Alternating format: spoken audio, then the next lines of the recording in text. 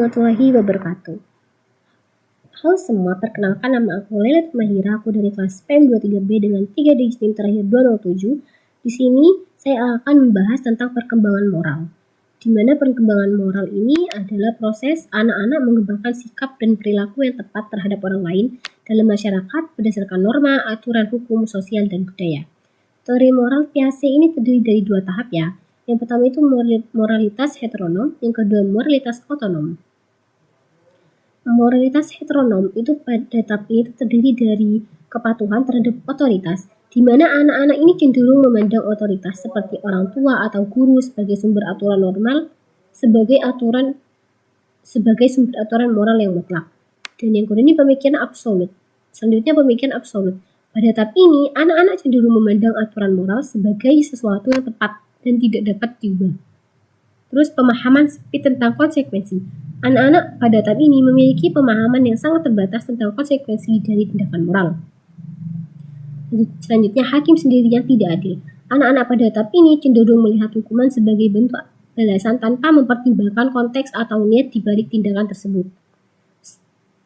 Dan begitupun moralitas otonom. Pada tahap moralitas otonom ini juga terdiri dari pemahaman tentang aturan yang fleksibel, di mana anak-anak ini mulai menyadari bahwa aturan moral tidak selalu bersifat absolut dan dapat bervariasi tergantung pada situasi dan konteksnya. Terus pertimbangan tentang perspektif orang lain. Pada tahap ini, anak-anak cenderung mulai memahami bahwa orang lain juga memiliki hak, kebutuhan, dan perspektif yang berbeda. Pemikiran tentang niat dan konsekuensi anak-anak pada tahap ini mulai mempertimbangkan niat di balik tindakan moral, bukan hanya konsekuensinya. Yang terakhir, pertimbangan tentang keadilan yang lebih kompleks. Anak-anak mulai mengembangkan pemahaman yang lebih kompleks tentang keadilan. Mereka mempertimbangkan berbagai faktor termasuk niat dan konsekuensi dalam menentukan apa yang adil dalam situasi tertentu. Selanjutnya, teori perkembangan Holberg. Ada 3 level, setiap level ini memiliki 2 tahap, seluruhnya 6 tahap. Level 1 ini prakonvensional yang terdiri dari tahap pertama, orientasi konsekuensi dan kepatuhan, tahap kedua, orientasi relativitas instrumental, level kedua, konvensional yang terdiri dari 2 tahap juga, yaitu tahap ketiga orientasi anak baik, tahap keempat orientasi konsekuensi dan ketertiban, dan level ketiga ini pasca konvensional yang terdiri dari 2 tahap juga, yaitu tahap kelima orientasi kontak sosial, tahap keenam orientasi prinsip etika universal. Nah, pada tahap pertama ini orientasi konsekuensi dan kepatuhan. Pada tahap ini seseorang memiliki alasan untuk bertindak atau tidak bertindak sesuatu hanya untuk menghindari hukuman. Contohnya, ketika seorang mematuhi rambu-rambu lintas di jalan raya, ia melakukannya karena semata-mata tidak ingin polisi mengejar dan menyerangnya, kayak nggak pengen ditilang gitu. Terus tahap kedua, orientasi relativitas instrumental. Nah, di sini baik dan buruknya perilaku ditentukan berdasarkan hubungan timbal balik.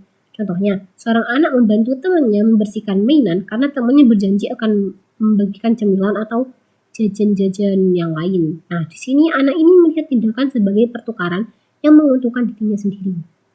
Tahap ketiga ini orientasi anak baik.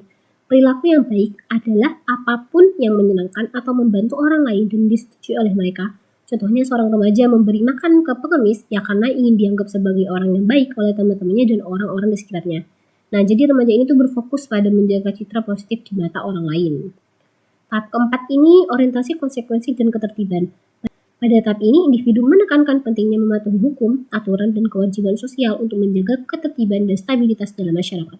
Contohnya, seorang warga negara mematuhi aturan lalu lintas seperti berhenti di lampu merah, memakai helm, karena memahami pentingnya hukum dan aturan yang menjaga ketertiban dan keamanan masyarakat.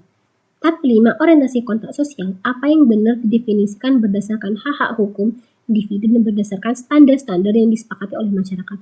Contohnya, seorang aktivis memperjuangkan perubahan hukum diskriminatif karena percaya bahwa hukum harus mencerminkan prinsip-prinsip keadilan dan hak asasi manusia. Tahap yang terakhir, ini orientasi prinsip etika universal.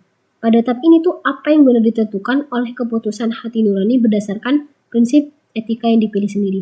Seseorang yang mengikuti prinsip-prinsip moral universal seperti keadilan dan martabat manusia. Seseorang yang mengikuti prinsip-prinsip moral universal seperti keadilan dan martabat manusia menolak untuk berpartisipasi dalam tindakan yang melanggar hak asasi manusia, bahkan jika tindakan tersebut sah menurut hukum. Contohnya, seorang dokter menolak mengikuti perintah yang tidak etis, dan itu merugikan pasien meskipun itu adalah kebijakan rumah sakit. Nah, jadi menurut Holberg, Individu akan melewati tahapan-tahapan ini secara bertahap seiring dengan perkembangan kognitif dan pengalaman moralnya.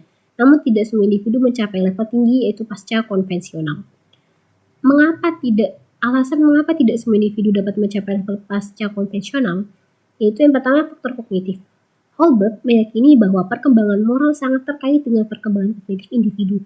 Untuk mencapai tahap pasca konvensional, dibutuhkan kemampuan kognitif yang lebih kompleks seperti berpikir, abstrak, logis, dan efektif. Tidak semua individu yang memiliki kemampuan kognitif yang memadai untuk mencapai tahap tertinggi. Yang kedua, faktor lingkungan sosial. Perkembangan moral juga dipengaruhi oleh lingkungan sosial seperti keluarga, sekolah, dan masyarakat. Jika lingkungan sosial individu tidak mendukung, maka individu tersebut akan sulit mencapai tahap pasca konvensional. Yang ketiga, faktor motivasi. Individu yang kurang termotivasi untuk mengembangkan pemikiran moral yang lebih kompleks atau memiliki kepribadian yang cenderung konformis akan sulit mencapai tahap konvensional. Yang terakhir, faktor budaya. Holberg mengakui bahwa teorinya didasarkan pada nilai-nilai barat yang menekankan otonomi individu dan prinsip etika universal. Dalam budaya tertentu yang lebih menekankan kepatuhan pada otoritas atau tradisi, individu mungkin tidak termotivasi untuk mencapai tahap pasca konvensionalnya. Nah, jadi di sini juga ada kritik terhadap teori Holberg. Yang pertama, menurut Carl Gilligan, laki-laki dan perempuan ini menggunakan kriteria moral yang berbeda.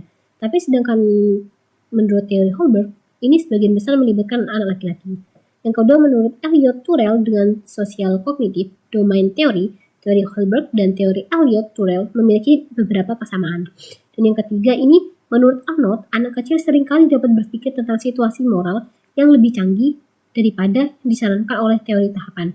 Yang keempat, menurut Arnold, teori ini berkaitan dengan penalaran moral dibandingkan dengan perilaku aktual.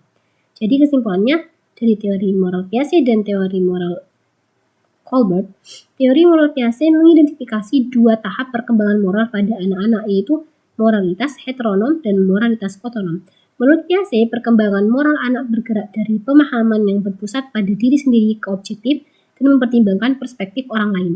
Sedangkan teori moral Holberg mengembangkan teori moral Piaget menjadi lebih rinci, yaitu tingkat prakonvensional, tingkat konvensional, dan tingkat pasca konvensional.